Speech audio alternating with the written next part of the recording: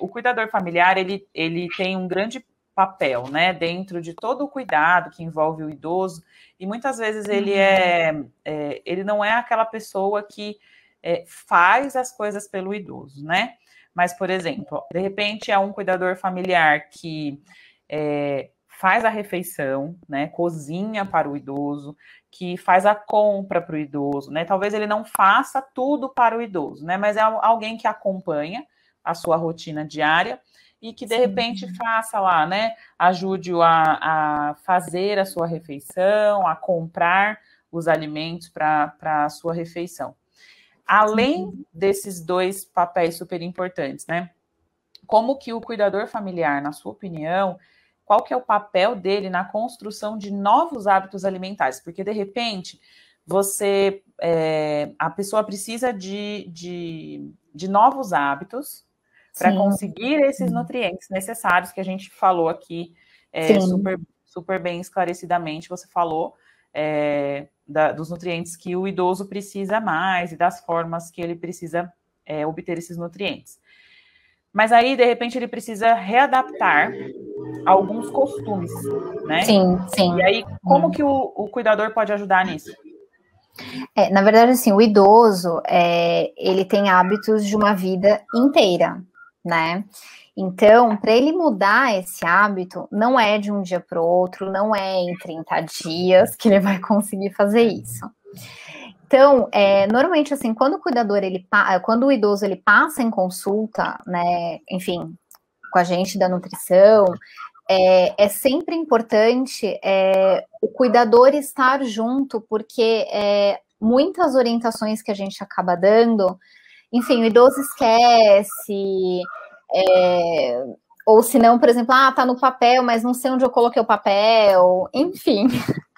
Então, é importante a gente instruir esse cuidador, porque realmente é ele que vai estar no dia a dia. Eu falo que, assim, o hábito para você incorporar, você precisa de persistência e insistência, tá?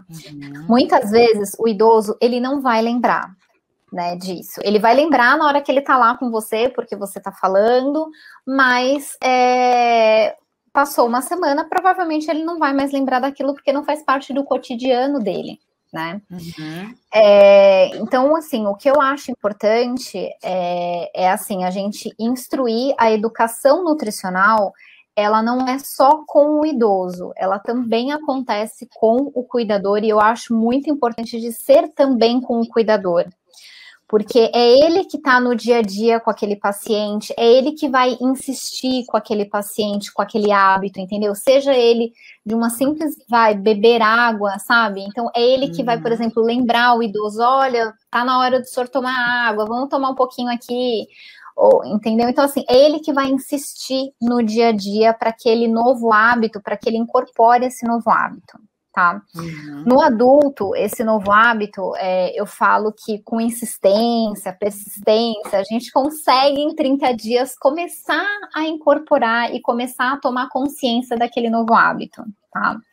Mas o idoso, ele demora um pouquinho mais de tempo, então a gente precisa dessa parceria com o cuidador para conseguir com que ele fixe esse hábito, né? Para com que esse hábito, assim, ele entenda que aquele hábito não é o fim do mundo para ele, e porque assim, muitos falam, não, mas eu sempre fiz assim e sempre deu certo. É verdade. Só que não. É esse o detalhe.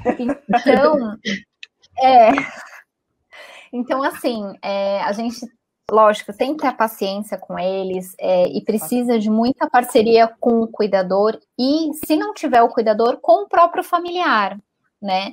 Talvez aquele familiar, enfim, que ele more com aquele familiar que vai insistir, talvez, ou se não, se é um cuidador, por exemplo, que mora sozinho, a gente pode, enfim, deixa por escrito, pede para ele, coloca na geladeira, o idoso, perdão, coloca na geladeira, para quando você olhar, você já vai, entendeu? Abriu a geladeira, você já vai estar de cara com o negócio lá. Então, assim, são algumas estratégias que a gente acaba adotando para que esse idoso realmente ele incorpore esse novo hábito. E o cuidador tem papel fundamental nisso. Tanto para o bem, tanto persistência. Exatamente, tanto para ele, digamos, insistir num bom hábito, como para um mau hábito abandonar. Também. Porque se a gente for pensar, por que a gente te fez essa pergunta? Porque há muitas pessoas acham que, assim, é difícil, né? Fala uma vez, fala duas, não fez, desiste, né? Mas não, gente, exatamente. Ó, primeira coisa, a gente precisa